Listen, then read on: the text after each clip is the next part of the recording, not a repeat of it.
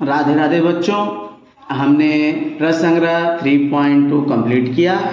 अब हम उसके आगे चलते हैं। देखिए, सबसे पहला पॉइंट है वृत्तचाप। वृत्तचाप किसे कहते हैं? तो वृत्त की छेदन रेखा द्वारा वृत्त को दो भागों में विभाजित होता है। इनमें से कोई भी एक भाग और वृत्त की छेदन रेखा के वृत्त पर स्थित बिंदुओं को मिलाकर बनने वाली आकृति को वृत्तचाप कहते हैं। जैसे देखिए, इस सी केंद्र वाले वृत्त में चाप AXB और चाप AYB ये दो वृत्तचाप बन रहे हैं। अब इसमें दो है, तीन प्रकार के वृत्तचाप होते हैं। एक अर्धवृत्तीय चाप होता है, एक लघु चाप होता है और एक दीर्घ चाप होता है।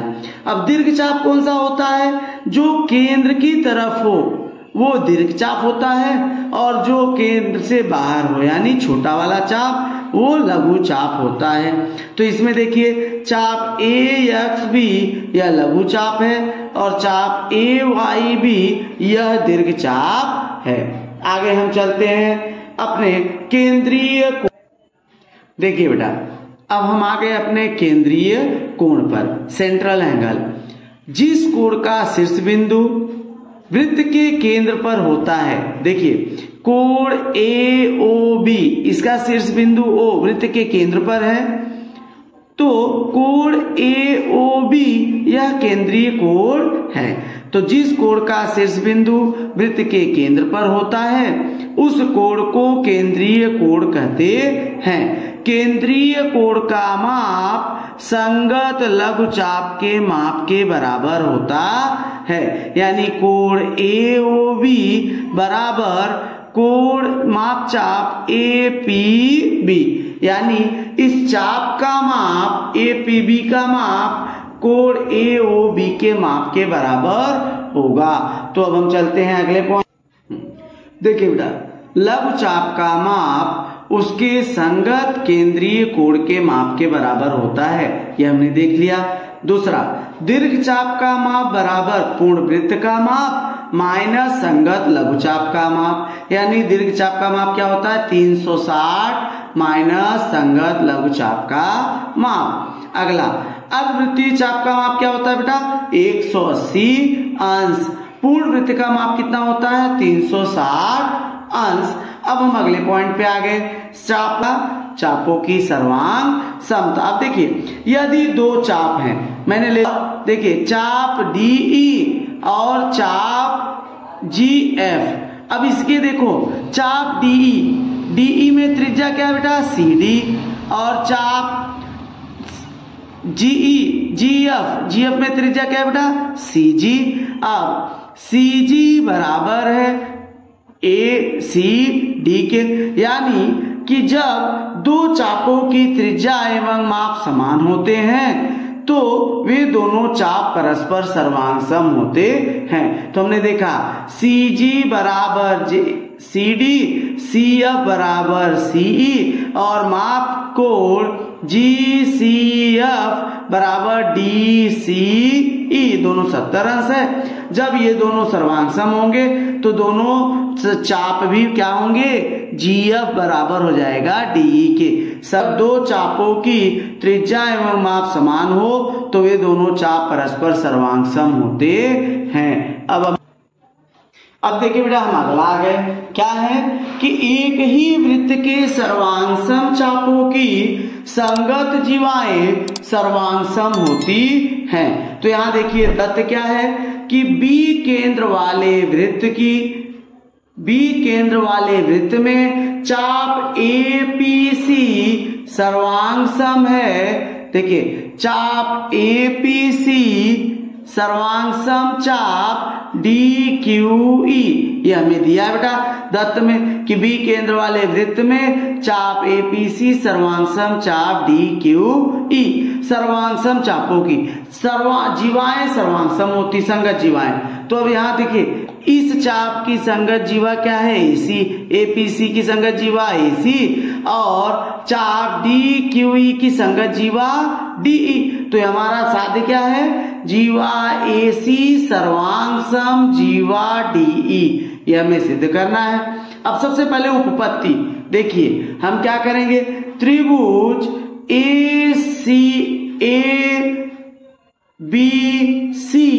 और त्रिभुज DBE में सबसे पहले हमने क्या किया, त्रिभुज ABC और त्रिभुज DBE में यहां हमने ले लिया भुजा AB सर्वांग सम भुजा BD।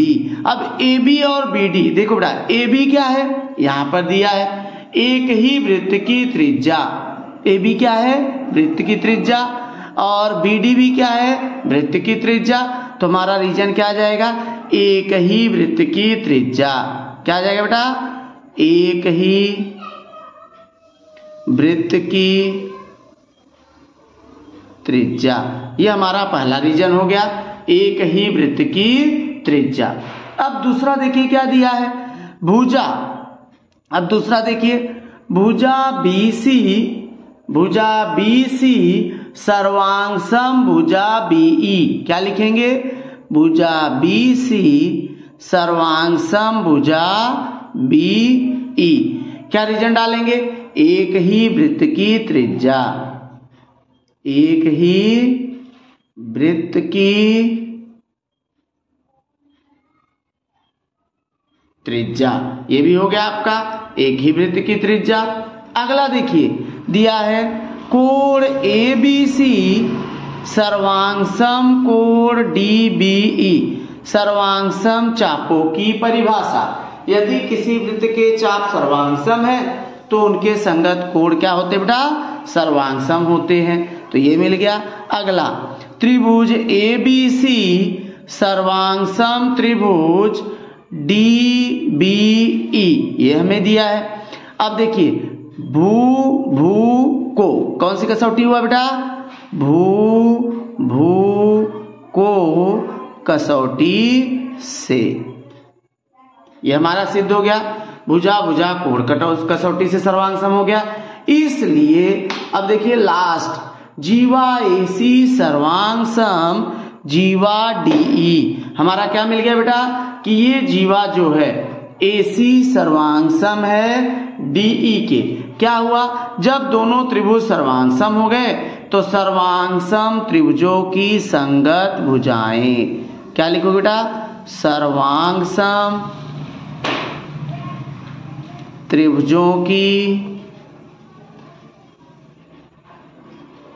संगत भुजाएं। ये हमारा हो गया। तो यहां पर हमारा ये प्रमेय सिद्ध हो गया कि यदि दो त्रिभुज हैं, यदि क्या सिद्ध हुआ कि एक ही वृत्त के सर्वांग सम चापों की संगत जीवाएं सर्वांग सम होती है। क्या सिद्ध हो गया बेटा कि एक ही वृत्त के सर्वांग सम चापों की संगत जीवा सर्वांग सम होती है। तो ये हमने आपको सिद्ध करके दे दिया है। देखो बेटा, अब हम आ गए प्रश्न संग्रह 3.3 से पहले हमें ध्यान देना है। यदि हमें प्रश्न संग्रह 3.3 के प्रश्नों को हल करना है तो उसके पहले हमें इन बातों पर ध्यान देना होगा। पहला, जिस कोण का शीर्ष बिंदु वृत्त के केंद्र पर होता है उस कोण को केंद्रीय कोण कहते हैं। देखिए, यदि किसी वृत्त का केंद्र हो और उस केंद्र से कोई कोण बनता होगा तो उसे हम केंद्रीय कोण कहते हैं। पहला। दूसरा, अब देखिए चाप के माप की परिभाषा पे आ गए।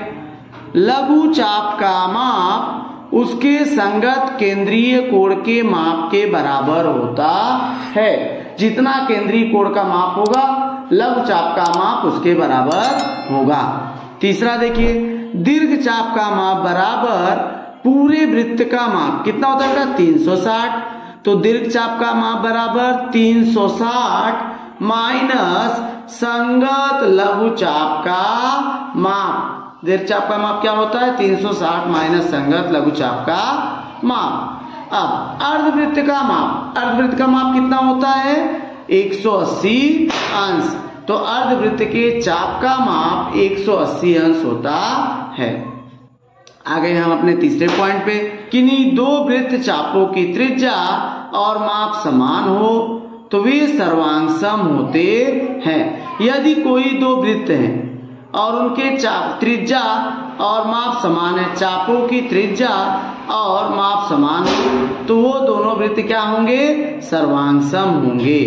अगला अंतन देखो, पांचवा, एक ही वृत्त के सर्वांगसम चापों की संगत जीवाएं सर्वांगसम होती हैं। यदि चाप सर्वांगसम होंगे तो उनकी संगत जीवाएं क्या होंगी बेटा? सर्वांगसम होंगी।